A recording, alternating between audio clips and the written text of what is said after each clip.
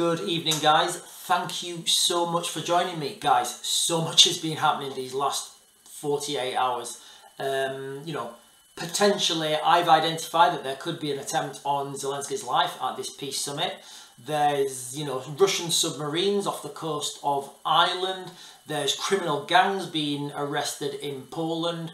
There's, what else have we got? We've got, the Dutch now saying that the Ukrainians can use their F-16s to fire targets inland Russia. The, escalations literally by the hour now. So let's talk about the peace summit first then, guys. So this month, 15th to 16th of June, there's going to be a peace summit at the, let me get this, I wrote this down, at the Bergenstock Hotel in Switzerland. It's, it's a really nice, hotel, very plush, very nice. That's where the peace summit's going to be. Really interesting that China's not going to attend, that Biden's not attending. We're not sure if there's going to be a delegation from the United States going. What do we know of Switzerland then? Well, we know that there's criminal gangs operating there. We know that the criminal gangs that operate in Switzerland, are mostly non-Swiss, so they come from somewhere else.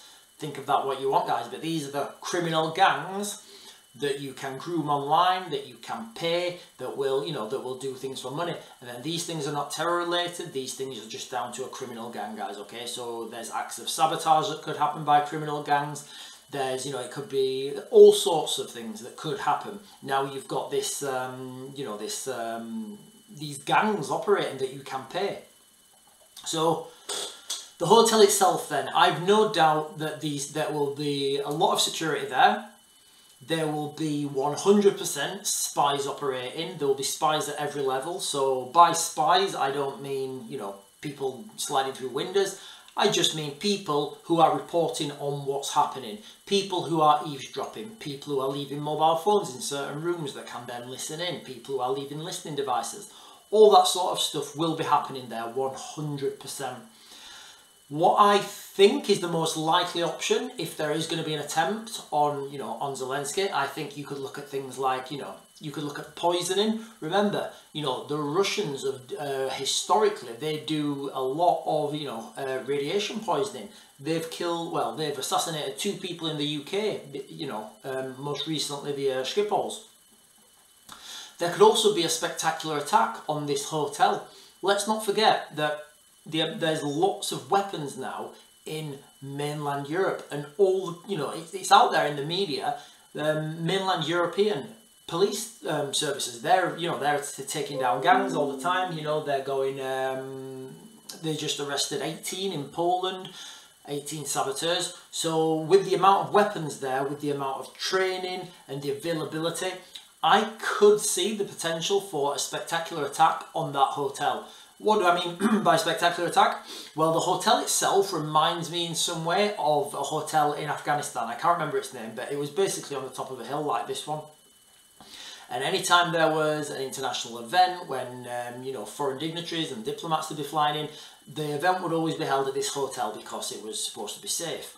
Now, everybody knows that, so everybody, all the Taliban, they used to plan attacks there, and the attacks could range from, explosions going off to full assaults with assault rifles and support weapons and suppressing fire, all sort of stuff. So that's what it kind of reminds me of, the hotel. I'm not saying that's going to happen. What I am saying is this hotel and this peace summit leaves Zelensky very, very vulnerable and exposed. So the Bergenstock Hotel, I'll put a link to it in the description, guys. So really nice place. It actually looks like, I'm sure there might have even been a Bond film filmed there. Really nice. It's from what we know from the website, it's £800 a night. It's in the hills overlooking lakes to the north, east and west. Sorry, that way for you. To the south, there's like a small runway, and there's two roads basically. It's the same road, it comes in and it goes out. It's called Highway 2. Nearest city is Lucerne, which is to the north. So that's, more or less the area that these guys are operating in. Is it impregnable? Absolutely not. There's a load of woodland around it. It's very hard to have security watching woodland. you know, these places can be infiltrated. All that it matters is how much is somebody willing to infiltrate it. You know what? They may already have this infiltrated by staff, people, you know, people who own the hotel, people who work at the hotel, cooks, valets, mechanics, all sorts of stuff. All these people could be on the payroll of the Russians, whoever. And the reality is they probably don't even know that they're on the payroll, because somebody will be paying them. Somebody will say, hey, I don't know, what's a Swiss name? I don't know. I don't know what a Swiss name is. John. Hey, John, listen, my uncle got sacked from your hotel. He's really angry. Can you just find out this? And then that'll be something really menial, and then that's how it starts. You know, that's how you build up this network of moles on the inside, I guess. So, in my opinion, they're going to need, if they're going to try for this, you know, if they're going to try to take out Zelensky, they're going to need people on the inside. So I've no doubt they've got that already. You know, they can be a potential, you know, distraction from the outside, from these criminal gangs, and then however way you want to strike then at Zelensky, you can think whatever, you know, imaginative way you can. But this would be one of the places where you would use your top guys, your special forces guys who've been in the intelligence service, who've been in the, you know, a lot of military experience, now working as a civilian, and that's how they would operate, guys, okay? We already know that Russian saboteurs are working in Europe. We already know that from my previous videos. So the reality is that when Zelensky goes to this peace summit, it's a very vulnerable place for him. And if we look back through history, when the world's on these, you know, when the world's balancing on these knife edges, there's always a black swan event that just tips everybody over the edge. And they say, well, right, do you know what? Peace summit, this happened, the gloves are off now. And I feel every day we're getting closer and closer to that point. And for those of you who don't know, a black swan is an event that at the time it comes out the blue, but looking back you think it was inevitable. So I'm looking back at this now, and if it does happen, we will say, oh my God, I can't believe it's happened. But then in a few weeks we'll say, yeah, well, of course it was going to happen. Of course, you know, Zelensky's flying around the world drumming support to attack Russia. Of course the Russians are going to try and take him out.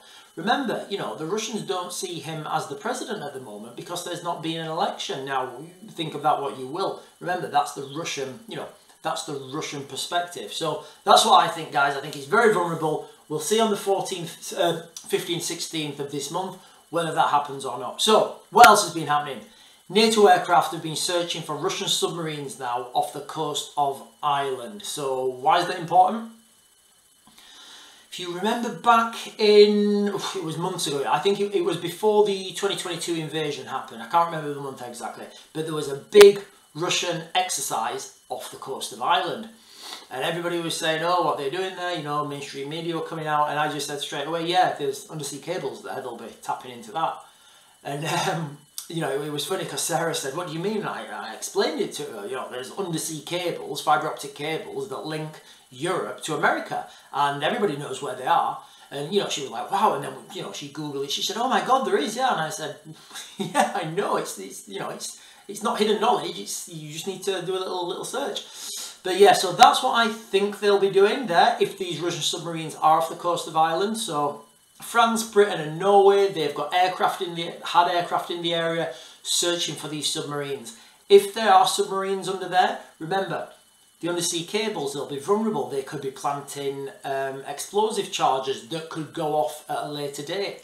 They could be planting listening devices on the, you know, on the fibre optics itself. So the Russians or whoever can then look into the communications and, you know, tap into the secure lines.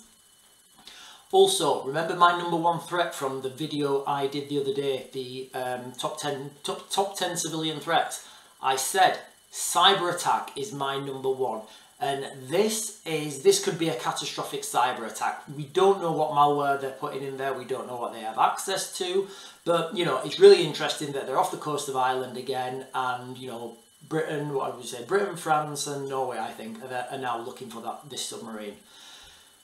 So what's been happening in Poland, guys? And I'm sorry I'm flying through these, I've just got a lot to get through. So in Poland recently, I think yesterday, there were 18 people arrested What's really interested in is one of those people was arrested for a plot to assassinate President Zelensky. So you see, these plots are happening. These pro-Russian, pro-Belarus plots, they are happening. There are people out there plotting to do these, to do these sort of attacks. And it's just absolutely wild. I'll put the links in the bio, guys, okay? I'll give you the receipts so you can look at it yourself. So we've got them in Poland planning this, assassination attempt. Are they planning that in Switzerland? I personally think there will be some plan at some stage, at some level, there will be a plan. Whether it gets executed or not, we don't know.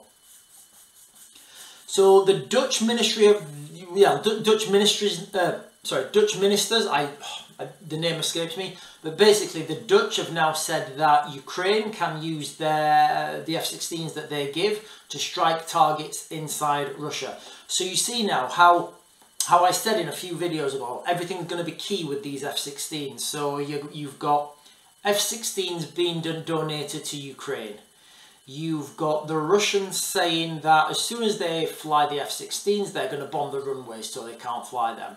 So where are they going to fly the F-16s from?